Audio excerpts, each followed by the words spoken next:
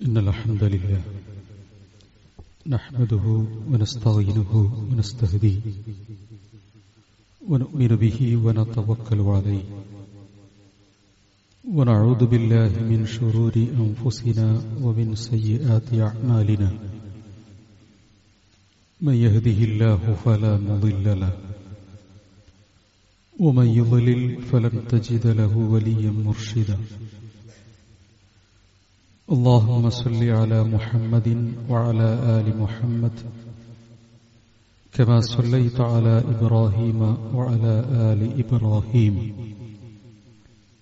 اللهم بارك على محمد وعلى آل محمد كما باركت على إبراهيم وعلى آل إبراهيم إنك حميد مجيد أما بعد فإن خير الحديث كتاب الله وخير الهدي هدي محمد صلى الله عليه وسلم وشر الأمور محدثاتها وكل محدثة بدعة وكل بدعة ضلالة أعوذ بالله من الشيطان الرجيم بسم الله الرحمن الرحيم يا أيها الذين آمنوا اتقوا الله حق تقاته ولا تموتن إلا وأنتم مسلمون أما بعد اتقوا الله عباد الله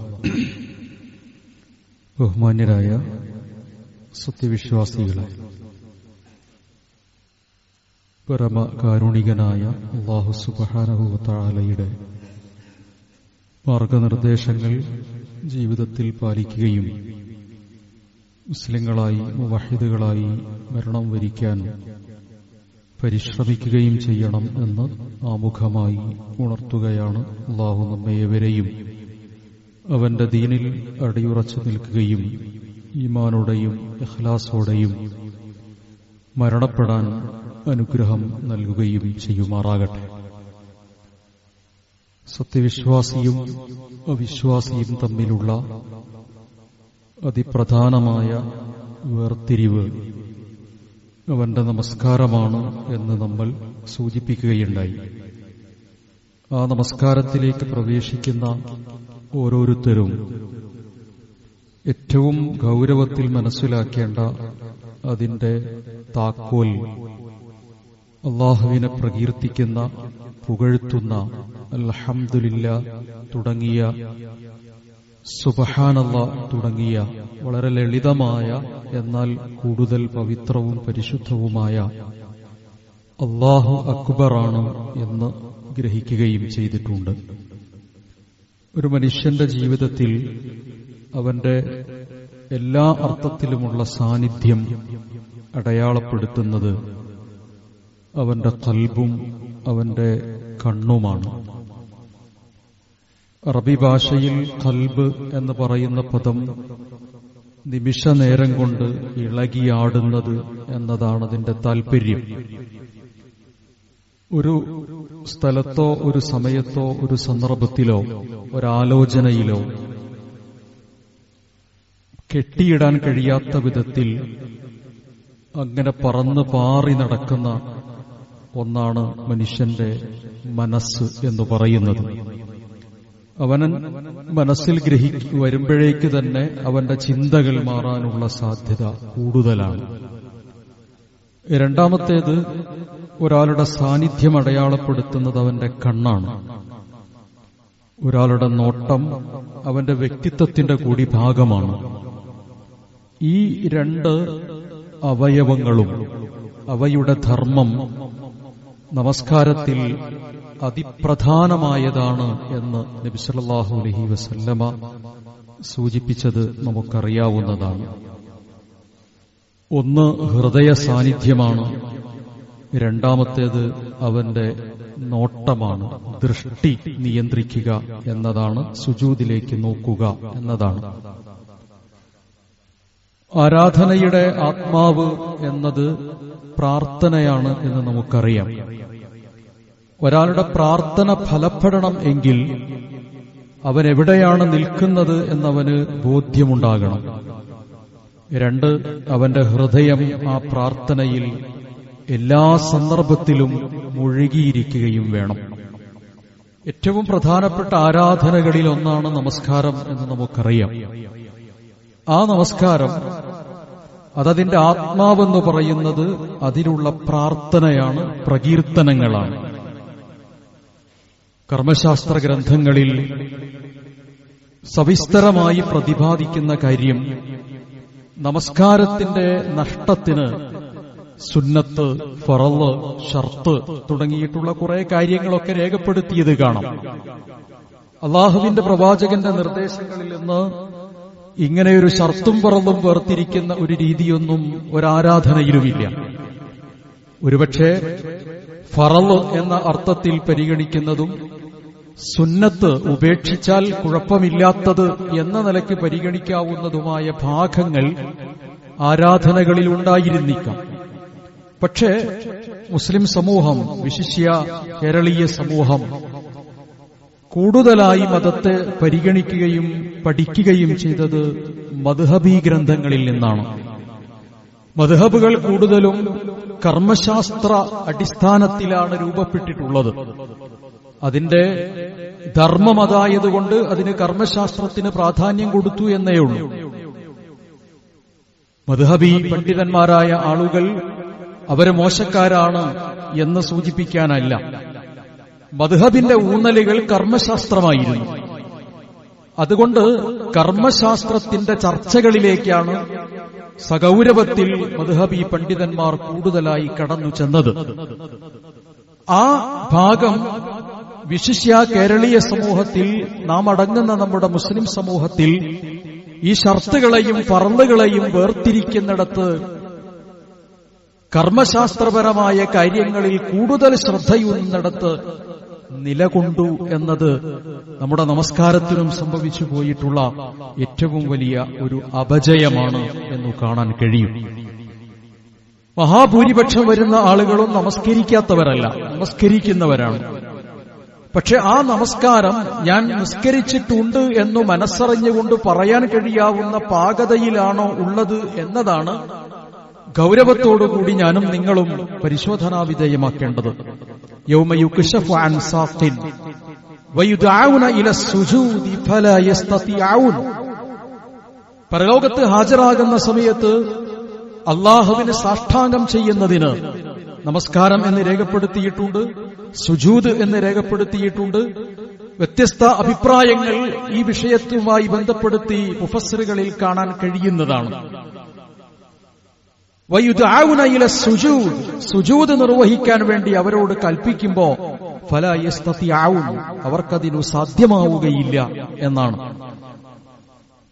ചെറുപ്രായത്തിൽ തന്നെ നമസ്കാരം പരിശീലിച്ച് മരണപ്പെടുന്നതുവരെ നമസ്കാരം തുടരുന്ന ഒരാൾ, അയാളോട് അല്ലാഹു ആവശ്യപ്പെടുന്നത് നിർവഹിക്കാൻ കഴിയുന്നില്ല എന്ന് വന്നാൽ അതിന്റെ അർത്ഥം പണ്ഡിതന്മാർ രേഖപ്പെടുത്തിയത് അത് എങ്ങനെയാണോ സംഭവിക്കേണ്ടത് അങ്ങനെ അത് സംഭവിച്ചിട്ടില്ല എന്നതാണ് അതിന്റെ താല്പര്യം.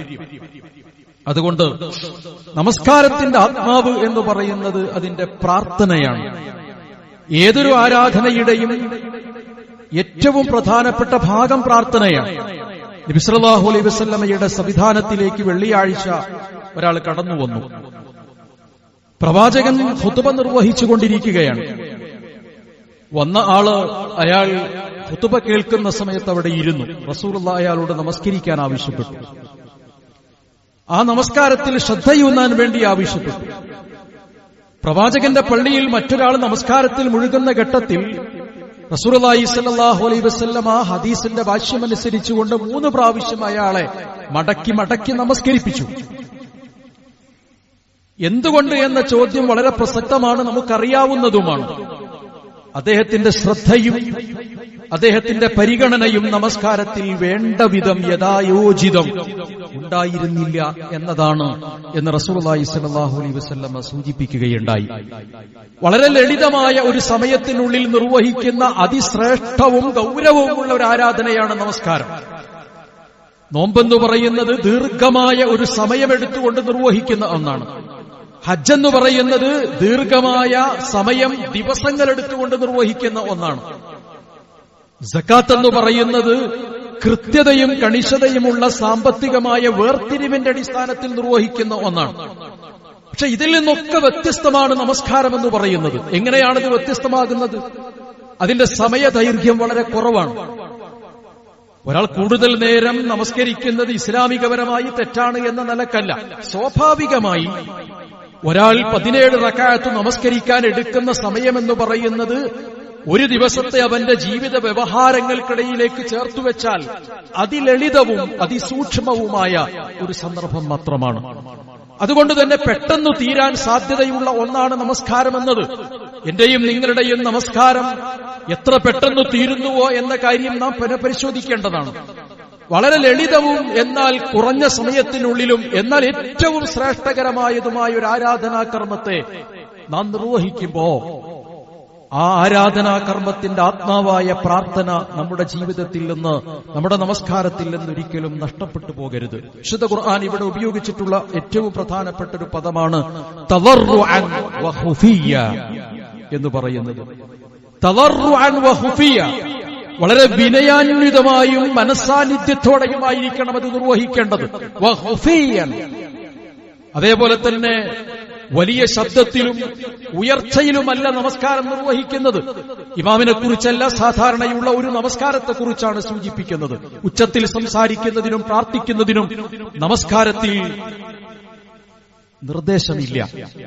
അങ്ങനെ നിർവഹിച്ച ആളോട് നബി സല്ലല്ലാഹു അലൈഹി വസല്ലമ ചോദ്യം ചെയ്തിട്ടുണ്ട്. എന്താണ് പടച്ചവനെ കുറിച്ച് നീ മനസ്സിലാക്കിയത്? അള്ള ചെവി കേൾക്കാത്തവനാണോ എന്ന നിലയ്ക്ക്, അള്ള കാര്യങ്ങൾ മനസ്സിലാക്കാൻ കഴിയാത്തവനാണോ എന്ന നിലക്ക് പ്രവാചകൻ ഉച്ചത്തിൽ സംസാരിക്കുന്നതിനെ പ്രാർത്ഥനയായിരുന്നിട്ട് പോലും നമസ്കാരത്തിൽ ചോദ്യം ചെയ്തിട്ടുണ്ട്. തളർറുഅൻ വഖുഫിയ. രണ്ടാമത്തത് ഖുഫിയ എന്ന് പറയുന്ന സമയത്ത് അടക്കവും ഒതുക്കവും സംഭവിച്ചിട്ടായിരിക്കണം എന്നതാണ്. നമ്മുടെ നമസ്കാരത്തെക്കുറിച്ച് നമ്മളൊന്ന് പുനർവിചിന്തനം നടത്തി നോക്കിയാൽ നമ്മുടെ നമസ്കാരം എത്രമേൽ പെട്ടെന്ന് തീരുന്നുവോ അത്രമേൽ എന്റെ ഹൃദയത്തിന്റെയും കണ്ണിന്റെയും സാന്നിധ്യം കുറവായിരിക്കും. അടക്കവും ഒതുക്കവും നമസ്കാരത്തിന്റെ അതിപ്രധാനമായിട്ടുള്ള 2 ഭാഗമാണ്. അതുകൊണ്ടാണ് നമസ്കാരവുമായി ബന്ധപ്പെടുത്തി വിശുദ്ധ ഖുർആനിന്റെ പരാമർശത്തിൽ വഅബ്ദു റബ്ബക ഹത്താ യഅതിയകൽ യഖീൻ, നീ അല്ലാഹുവിനെ ആരാധിക്കണം, പ്രാർത്ഥിക്കണം. ആ അല്ലാഹുവിനെ ആരാധിക്കുകയും പ്രാർത്ഥിക്കുകയും ഇബാദത്ത് ചെയ്യുകയും ചെയ്യേണ്ടത് ഹത്താ യഅതിയകൽ യഖീൻ, നിനക്കെപ്പോഴാണോ മരണം സംഭവിക്കുന്നത് അതുവരെയുള്ള സന്ദർഭത്തിലായിരിക്കണം എന്നത്. ഒരു തരത്തിലും ഒരു മനുഷ്യനും, സത്യവിശ്വാസിയായ ഒരു മനുഷ്യനും ഒരു ഇളവും നൽകപ്പെടാത്ത ഒന്നാണ് നമസ്കാരം എന്ന് പറയുന്നത്. കഴിഞ്ഞ ഖുതുബയിൽ ഞാൻ സൂചിപ്പിക്കുന്ന സമയത്ത് പ്രസവവേദന അനുഭവപ്പെടുന്ന ഒരു പെണ്ണിന് പോലും ആ പ്രസവവേദനക്കിടയിലുള്ള സന്ദർഭത്തിൽ നമസ്കാരം നിർവഹിക്കേണ്ടതാണ് എന്ന ഭാഗം സൂചിപ്പിച്ചിരുന്നു. കുറെ ആളുകൾ അതിനുമായി ബന്ധപ്പെടുത്തിയൊരു സംശയം ചോദിക്കുകയുണ്ടായി. ഒരു പെണ്ണ് ലേബർ റൂമിലേക്ക് പോയാൽ ആ ലേബർ റൂമിൽ അവൾ നമസ്കരിക്കണമെന്നാണോ പറയുന്നത്? അങ്ങനെയല്ല അതുകൊണ്ട് ഉദ്ദേശിച്ചത്. മറിച്ച് ആ ഘട്ടത്തിൽ പോലും അവൾക്ക് നമസ്കാരമുണ്ട്. സ്വാഭാവികമായി വേദനയുടെ ഒരു ഘട്ടം വരികയും സ്വാഭാവിക പ്രകൃതിയിൽ അഥവാ ശരീരത്തിൽ വസ്ത്രം കൃത്യമാവുകയും ഔറത്ത് മറയുകയും ബോധം നിലനിൽക്കുകയും ചെയ്യുന്ന ഒരു സന്ദർഭമാണുള്ളത് എങ്കിൽ ആ സന്ദർഭത്തിൽ പോലും അവൾക്ക് നമസ്കാരമുണ്ട് എന്നതാണ്. നേരെമറിച്ച് ആ ഘട്ടത്തിൽ പോലും ആ പെണ്ണിനെ ബുദ്ധിമുട്ടിക്കാൻ വേണ്ടിയിട്ടാണോ ദീനിന്റെ കൽപ്പന എന്ന് തിരിച്ചു വായിക്കുകയല്ല ആ വിഷയത്തിൽ ചെയ്യേണ്ടത്. നമസ്കാരം നമുക്കൊക്കെ അറിയാവുന്നതാണ്. ചെറിയ ഓർമ്മയുള്ള ഘട്ടത്തിൽ പോലും ഐസുവിലാകുന്ന സമയത്ത്, അതിൽ നിന്ന് പുറത്തു വരുന്ന സമയത്ത് ഉമ്മ നിങ്ങൾ നിസ്കരിച്ചിട്ടുണ്ടോ എന്ന് ചോദിക്കാറില്ലേ നമ്മൾ? അതിന്റെ ഗൗരവമാണ് ആ ബോധ്യപ്പെടുത്തിയത്. റസൂലുള്ളാഹി പറഞ്ഞു, വിശുദ്ധ ഖുർആൻ നമ്മോട് പറഞ്ഞു, വഅബ്ദു റബ്ബക ഹത്താ യഅതിയകൽ യഖീൻ, റൂഹ് തൊണ്ടക്കുഴിയിലെത്തുന്നതിന് മുമ്പ് ആ സന്ദർഭം വരെ ഈ നമസ്കാരം നിർവഹിക്കണം. എന്തുകൊണ്ടാണ് ഒരു ആരാധന എന്ന നിലക്ക് ആ ആരാധനയാകുന്ന നമസ്കാരത്തിൽ ഇളവ് നൽകിയത്? നോമ്പിൽ ഇളവ് നൽകിയിട്ടില്ല. എന്ത് ഇളവ്? അവിടെ ഭക്ഷണം കഴിക്കാമെന്ന വിഷയത്തിൽ ഇളവില്ല. നോമ്പ് നോൽക്കുന്നതിന്റെ സമയവുമായി ബന്ധപ്പെടുത്തി ഇളവില്ല. നോമ്പ് ഒരാൾക്ക് ഒഴിവാക്കാം. രോഗി എന്ന നിലക്കോ യാത്രക്കാരൻ എന്ന നിലക്കോ നോമ്പ് ഒഴിവാക്കി അതിന് സൗകര്യപ്പെടുന്ന മറ്റൊരു സമയത്ത് അത് സ്വീകരിക്കുന്നതിനല്ല പ്രശ്നം. നിർവഹിക്കുന്ന ഒരു വിഷയത്തിൽ ഇളവുകൾ നൽകപ്പെട്ടിട്ടുള്ള ആരാധനയാണ് നമസ്കാരം എന്ന് പറയുന്നത്. എന്താണ് ഇവിടെയുള്ളത്? അയാൾ തക്ബീർ ചെല്ലണമെന്നില്ല, റുക്കൂഅ് നിർവഹിക്കണമെന്നില്ല, സുജൂദ് ആവശ്യമില്ല, അതേപോലെ തന്നെ അവന്റെ ശരീരത്തിന്റെ ചലനങ്ങൾ ആവശ്യമില്ല. റസൂലുള്ളാഹി സ്വല്ലല്ലാഹു അലൈഹി വസല്ലം വിശദീകരിച്ചു, നിന്റെ ഹൃദയത്തിന്റെ സാന്നിധ്യം മാത്രമുണ്ടായാൽ, നിന്റെ ഹൃദയത്തിന്റെ സാന്നിധ്യം മാത്രമുണ്ടായി നമസ്കരിച്ചിട്ടുണ്ട്, നമസ്കരിക്കുകയാണ് എന്ന ഓർമ്മ പോലും ഒരു മനുഷ്യനിൽ ഉണ്ടായാൽ അത് നമസ്കാരമായി അല്ലാഹു പരിഗണിക്കുമെന്ന് നബി സല്ലല്ലാഹു അലൈഹി വസല്ലം സൂചിപ്പിക്കുകയുണ്ടായി. എന്താണ് അതിന്റെ താല്പര്യം? ഹൈആത്തുകളിലല്ല നമസ്കാരത്തിന്റെ മർമ്മം എന്നതാണ്.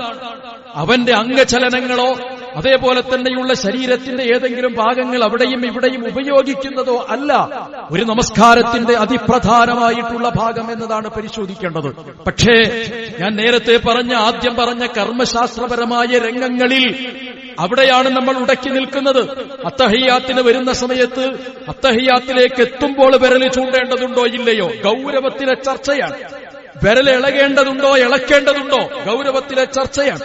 അതിനപ്പുറത്തേക്ക് ഈമാനോടെയും ഇഖ്ലാസോടെയും ഒരാൾ നമസ്കരിക്കണമെന്ന വിഷയത്തിൽ മുസ്ലിം സമൂഹത്തിൽ തർക്കങ്ങൾ നടക്കാത്തത് കൊണ്ട് തന്നെ ആ വിഷയത്തിൽ ആഗവത്തോടുകൂടി മുസ്ലിം സമൂഹം അതിനെ കാണുന്നു എന്ന് വേണമെങ്കിൽ പറയാം. നമസ്കാരം എന്നത് മനസ്സാന്നിധ്യത്തോടുകൂടി നിർവഹിക്കേണ്ട ഒന്നാണ്. ആ മനസ്സാന്നിധ്യത്തോടുകൂടി നിർവഹിക്കുന്നതിന് വേണ്ടി രണ്ടു സന്ദർഭങ്ങൾ, രണ്ടു ഘട്ടങ്ങൾ നമസ്കാരത്തിനോടനുബന്ധമായി നബി സല്ലല്ലാഹു അലൈഹി വസല്ലം പറഞ്ഞു. ഒന്ന് മുന്നൊരുക്കമാണ്, രണ്ട് അതിന്റെ സംരക്ഷണമാണ്. ഒരാളൊരു കാര്യം ചെയ്യുന്നതിന് പ്ലാനിംഗ് ആവശ്യമാണ്. ആ പ്ലാനിംഗ് ഉണ്ടാകുമ്പോഴാണ് അത് ഗൗരവത്തിലേക്ക് മാറുന്നത്, അതിന്റെ വിജയമുണ്ടായിത്തീരുന്നത്. മാനേജ്മെന്റ് ശാസ്ത്രത്തിൽ ഇതെല്ലാവർക്കും അറിയാവുന്ന കാര്യമാണ്. നമസ്കാരം എന്ന് പറയുന്ന അതിപ്രധാനമായ ഒരു കർമ്മത്തെ നിർവഹിക്കാൻ വേണ്ടിയിട്ട് എത്രമേൽ മുന്നൊരുക്കമാണ് ഇസ്ലാം അവന് വേണ്ടി നിശ്ചയിച്ചിട്ടുള്ളത് എന്ന് പരിശോധിച്ചു നോക്കൂ. ഒന്ന്, ബാങ്ക് വിളിക്കുന്നു. ആ ബാങ്ക് വിളി നമസ്കാരത്തിലേക്കുള്ള ആദ്യത്തെ മുന്നൊരുക്കമാണ്. ആ മുന്നൊരുക്കം കഴിഞ്ഞാൽ പിന്നീട് അവൻ പള്ളിയിലേക്ക് വരുന്നു. പള്ളിയിലേക്ക് വരുന്നതിന് നബി സല്ലല്ലാഹു അലൈഹി വസല്ലം പറഞ്ഞു, തന്റെ മനസ്സിൽ നമസ്കാരത്തിന്റെ നിയ്യത്തോടുകൂടി വെക്കുന്ന ഓരോ ഖത്വ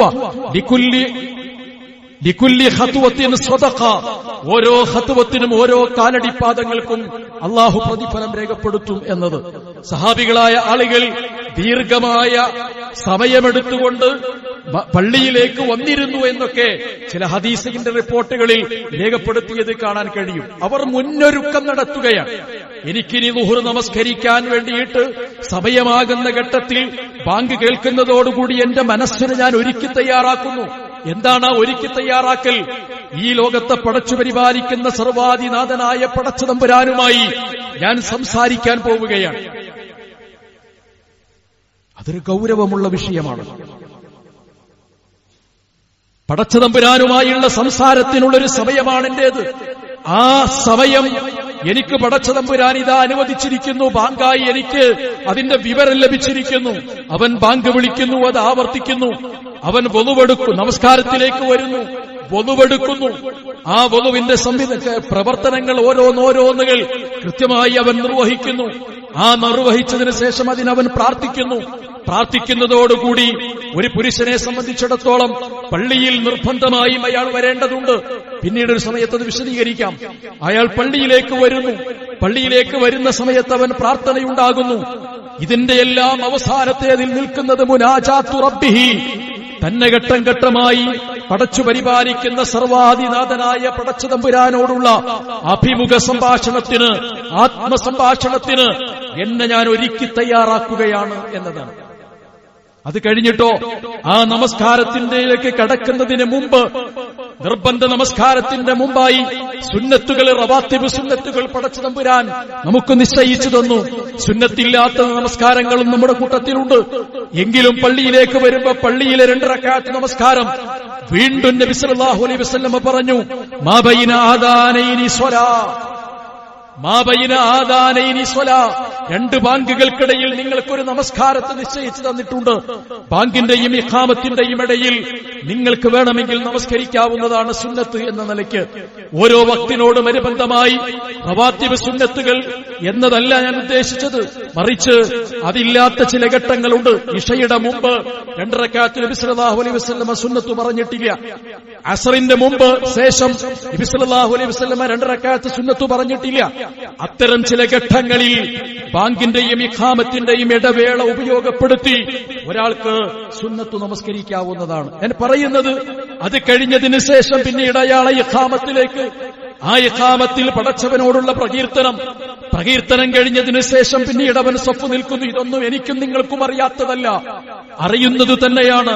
പക്ഷേ ആ വിഷയത്തിന്റെ ഗൗരവം മനസ്സിലാക്കുന്നതിന് വേണ്ടിയാണ് ഇത് വീണ്ടും ഓർമ്മ പുതുക്കുന്നത്, ആവർത്തിക്കുന്നത്.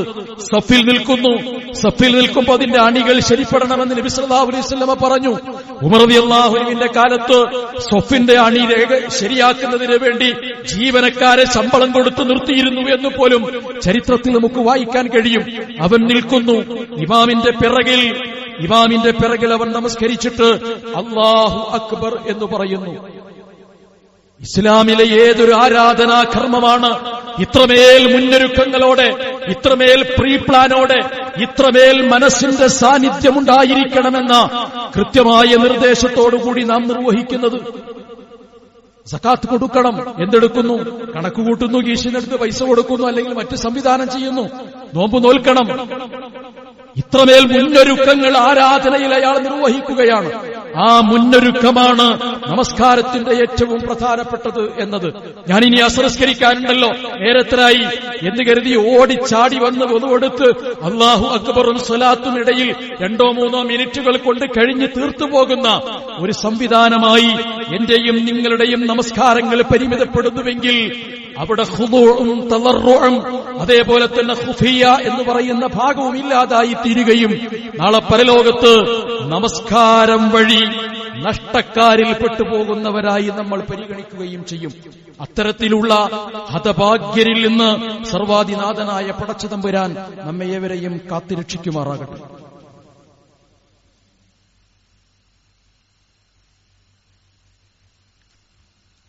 അൽഹംദുലില്ലാഹി റബ്ബിൽ ആലമീൻ വൽആഖിബത്തു ലിൽമുത്തഖീൻ വലാ ഉദ്വാന ഇല്ലാ അലൽ ളാലിമീൻ വസല്ലല്ലാഹു അലാ അഷ്റഫിൽ അൻബിയാഇ വൽ മുർസലീൻ മുഹമ്മദിൻ വആലിഹി വസഹ്ബിഹി അജ്മഈൻ.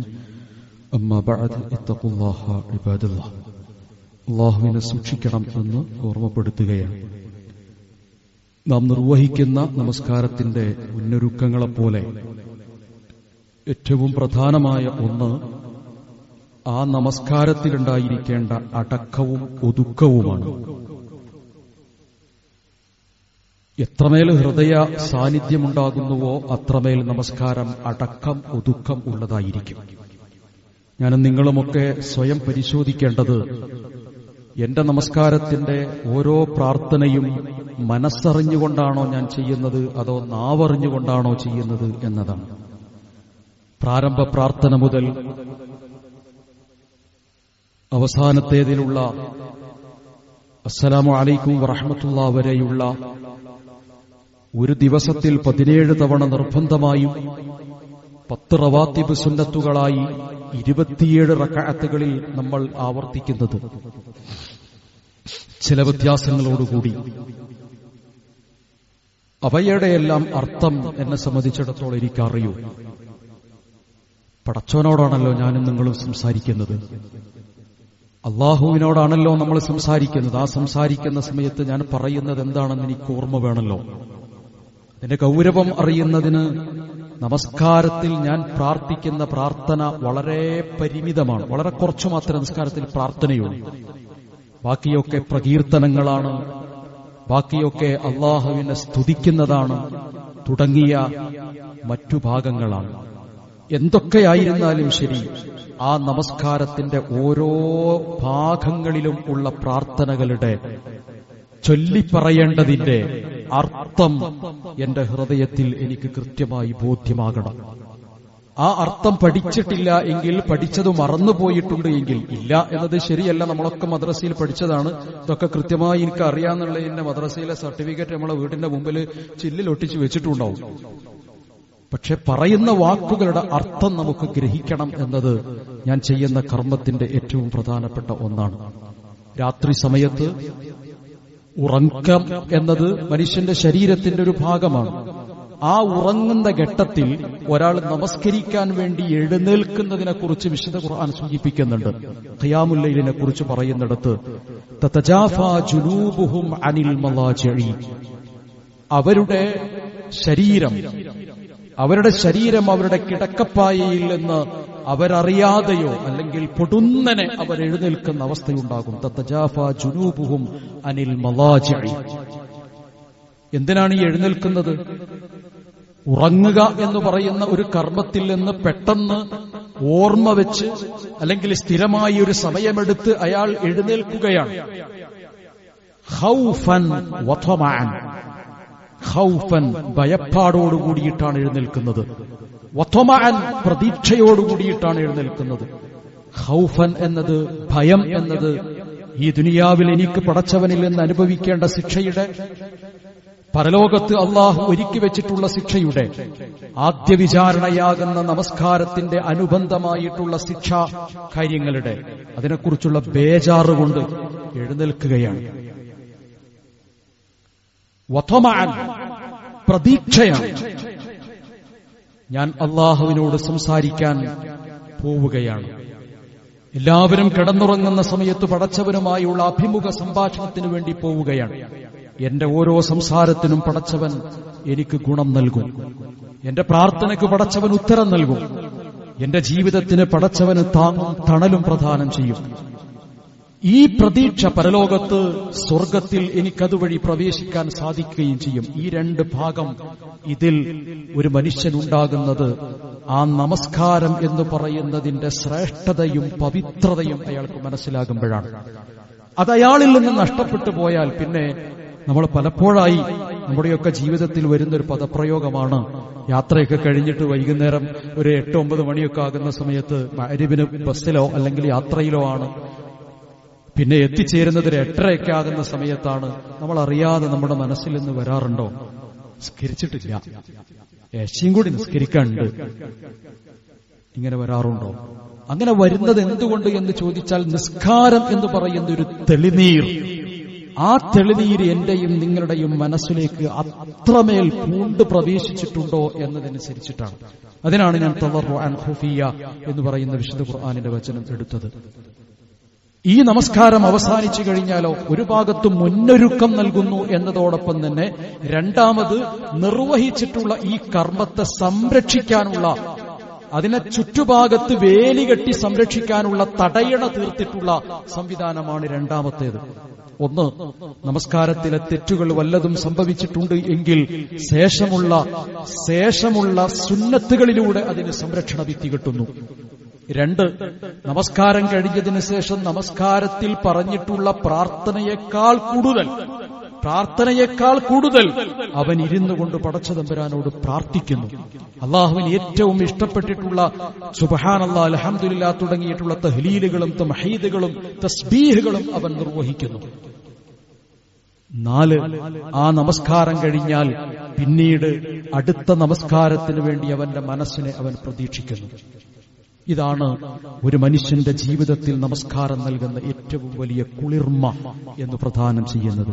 പടച്ചവനോടുള്ള സംസാരം, അതിന്റെ മുന്നൊരുക്കം, നമസ്കാരത്തിൽ ഏകാഗ്രതയോടുകൂടി ഹൃദയ സാന്നിധ്യത്തോടുകൂടി പറയുന്ന ഓരോ വാക്കുകളുടെയും അർത്ഥവും ആശയവും മനസ്സിലാക്കി ഉരുവിട്ട് അതിൽ പടച്ചതമ്പുരാൻ നമ്മളോട് നിർദ്ദേശിച്ചിട്ടുള്ള നമ്മുടെ ശരീരത്തിന്റെ ചലനങ്ങൾ, കൈവെക്കേണ്ടത്, നോക്കേണ്ടത്, ഇരിക്കേണ്ട രൂപം, ഇതൊക്കെ കൃത്യപ്പെടുത്തി അത് കഴിഞ്ഞതിന് ശേഷം സലാം വീട്ടി ആ നമസ്കാരത്തെ പ്രാർത്ഥനകളെല്ലാം കഴിഞ്ഞതിന് ശേഷം വൽഹംദുലില്ലാഹി റബ്ബിൽ ആലമീൻ എന്ന നിലയ്ക്ക് അതങ്ങ് അവസാനിപ്പിച്ച് നിസ്കാരത്തിൽ നിങ്ങൾ എഴുന്നേറ്റ് നോക്കൂ. അടുത്ത വക്ത് നമസ്കാരത്തിന് വേണ്ടി മനസ്സ് കൊതിക്കും. അടുത്ത വക്ത് നമസ്കാരത്തിനു വേണ്ടി മനസ്സ് കൊതിക്കും. കാരണം എന്റെ ജീവിതത്തിന് വല്ലാത്തൊരു ഉണർവും എന്റെ ജീവിതത്തിന് വല്ലാത്തൊരു തെളിനീരും ആ നമസ്കാരം വഴി ലഭ്യമായിട്ടുണ്ട് എന്നതുകൊണ്ട്. ആ അർത്ഥത്തിൽ നമസ്കാരത്തിന്റെ സത്ഫലം എന്താണോ ആ സത്ഫലം അനുഭവിക്കാനും ദുനിയാവിലും പരലോകത്തിലും അതിന്റെ പ്രതിഫലം ധാരാളമായി ലഭ്യമാക്കാനും നാം പരിശ്രമിക്കുക. ഏതെങ്കിലും തരത്തിൽ ഏതെങ്കിലും വാക്കുകളുടെ അർത്ഥം, അതിന്റെ ആശയം എനിക്ക് ഗ്രഹിക്കാൻ കഴിയുന്നില്ല എങ്കിൽ അത് മരണപ്പെടുന്നതിന് മുമ്പല്ല, തൊട്ട് അടുത്ത് കിട്ടുന്ന സമയം ഏതാണോ ആ സമയം ഉപയോഗപ്പെടുത്തി ഗൂഗിൾ സെർച്ച് ചെയ്താലും അല്ലാതെ സെർച്ച് ചെയ്താലും ഒക്കെ ഇഷ്ടം പോലെ ഇത് മനസ്സിലാക്കാനുള്ള സംവിധാനം നമ്മുടെ കയ്യിലുണ്ട്. ഒന്ന് മനസ്സ് വെച്ചാൽ ആ നമസ്കാരത്തിന്റെ പ്രാർത്ഥന നമുക്ക് പെട്ടെന്ന് പഠിക്കാൻ കഴിയും. അതിലുള്ള ഓരോന്നും നമുക്ക് ഗ്രഹിക്കാൻ കഴിയും. അത് മനസ്സിൽ സൂക്ഷിക്കുക, എന്നിട്ട് നമസ്കാരം നിർവഹിക്കുക. റബ്ബ് സുബ്ഹാനഹു വ തആല നമ്മെ ഏവരെയും അനുഗ്രഹിക്കുമാറാകട്ടെ. സത്യമായ കാര്യങ്ങളെ ജീവിതത്തിൽ പാലിക്കാനും പകർത്താനും അള്ളാഹു നമുക്ക് ഏവർക്കും തൗഫീഖ് നൽകുമാറാകട്ടെ. ഒരു വിഭാഗത്ത് സ്വർഗത്തിലേക്കും നരകത്തിലേക്കും വേർതിരിക്കുമ്പോൾ ജന്നാത്തുൽ ഫിർദൗസിൽ പ്രവേശിക്കാൻ ഭാഗ്യം ലഭിക്കുന്ന സത്യവിശ്വാസികളിൽ അള്ളാഹു നമ്മെ ഇവരെയും ഉൾപ്പെടുത്തി അനുഗ്രഹിക്കുമാറാകട്ടെ. اللهم اعف المؤمنين والمؤمنات والمسلمين والمسلمات الأحياء منهم والأموات إنك مجيب الدعوات يا قاضي الحاجات. اللهم أعز الإسلام والمسلمين وأذل الشرك والمشركين. ربنا آتنا في الدنيا حسنة وفي الآخرة حسنة وقنا عذاب النار. ربنا لا تزغ قلوبنا بعد إذ هديتنا وهب لنا من لدنك رحمة إنك أنت الوهاب. سبحانك رب العزة عما يصفون.